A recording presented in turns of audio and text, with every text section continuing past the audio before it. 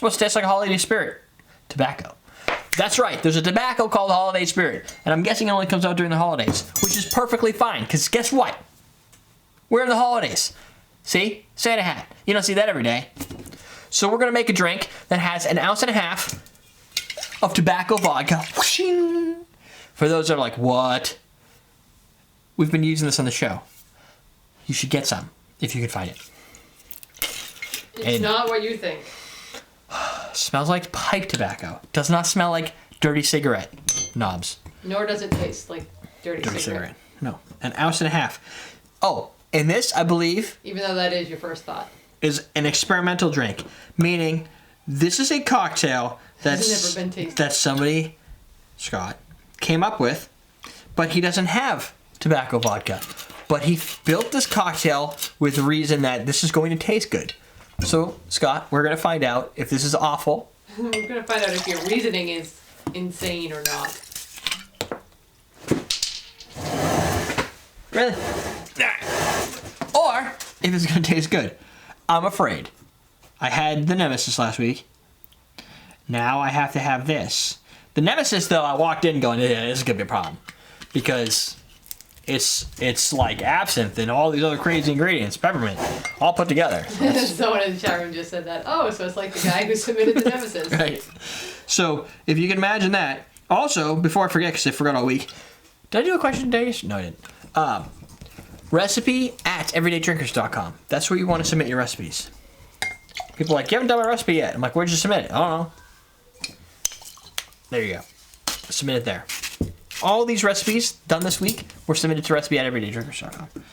We're going to do a splash of this, but I'm going to try and control this, because if you're going to do a splash, and if you could splash it into a glass, if you overpour, you can start over. If you overpour into here, you're in some trouble.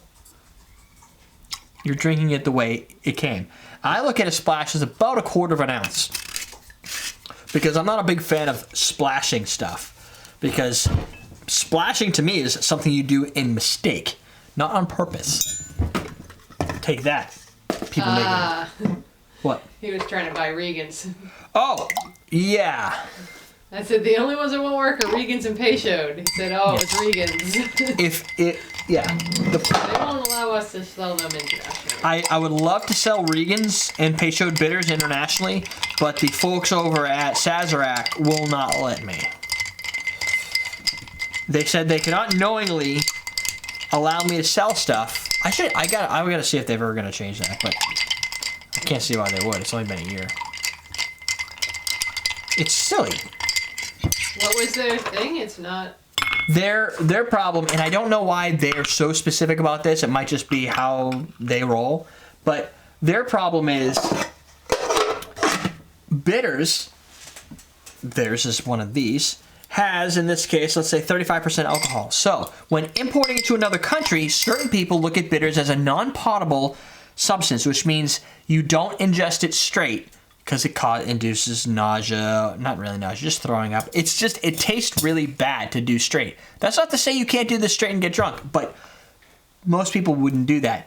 And because of that, they don't know if it's an alcohol or a food. Boom! That's food! No, I don't know where that came from.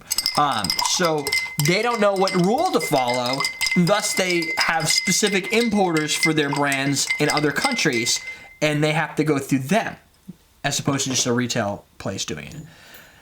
I don't know why, but most people just go, look, it's non-potable. If you don't like it, then don't, whatever, just throw it out. They don't put it upon the company, they put it upon the state or region that's doing it to make the call. And that means if you ship it to someplace that they see that as an alcohol and you shipped alcohol, two things are either going to happen. They're going to confiscate it or they're going to charge you additional for the alcohol. Those are your options. Or you just never do it. I would rather let them sell it and let New Zealand or whoever, Australia, figure it out. It smells a little bit like chocolate.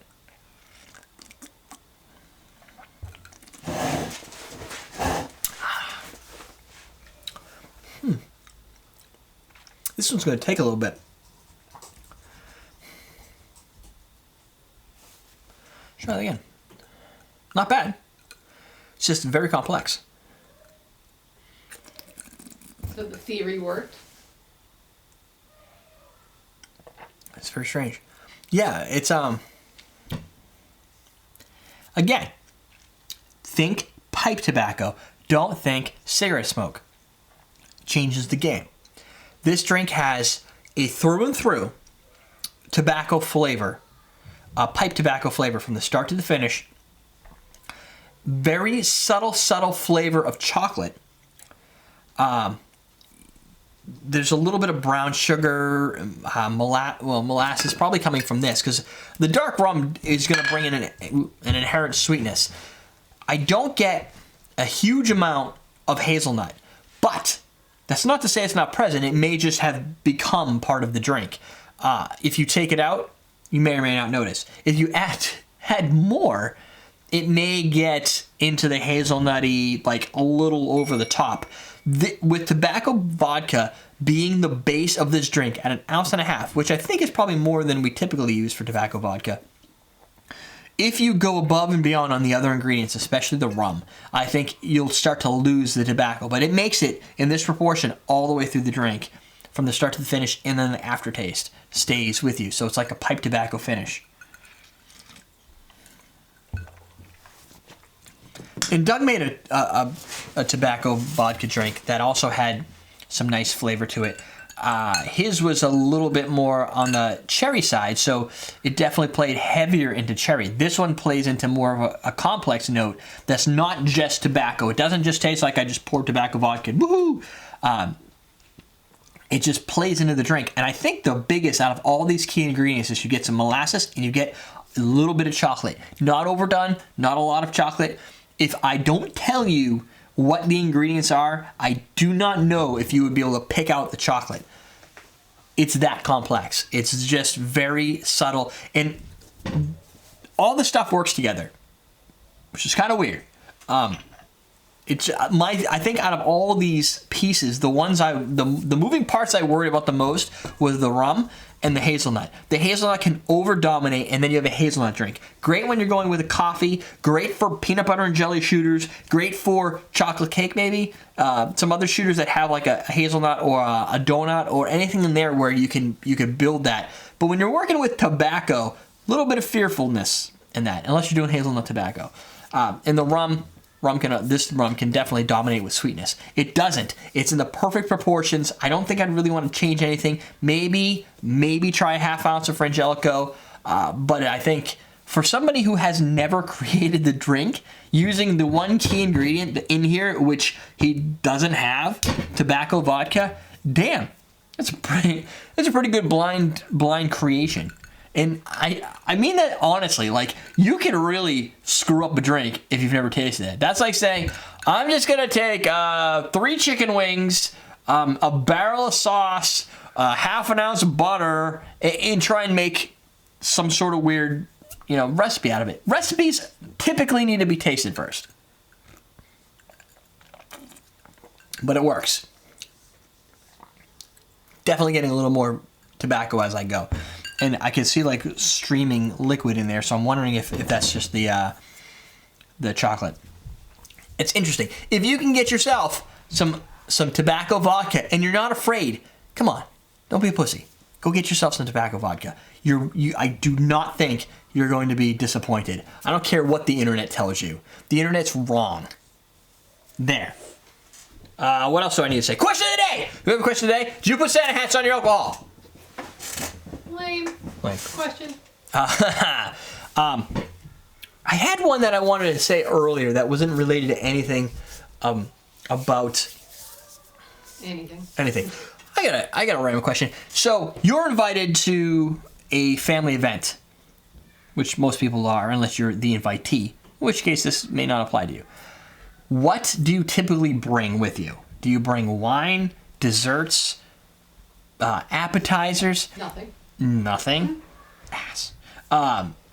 I find that we end up bringing more either desserts or appetizers. You know why? We don't cook. So I bet you there's people out there who have like wives that cook. History. Okay, they can be guys too. You make me sound like I put macaroni and cheese on the table for supper every night. We eat macaroni and cheese every night. No, but like for fun. I've never seen you cook with a smile. Bake.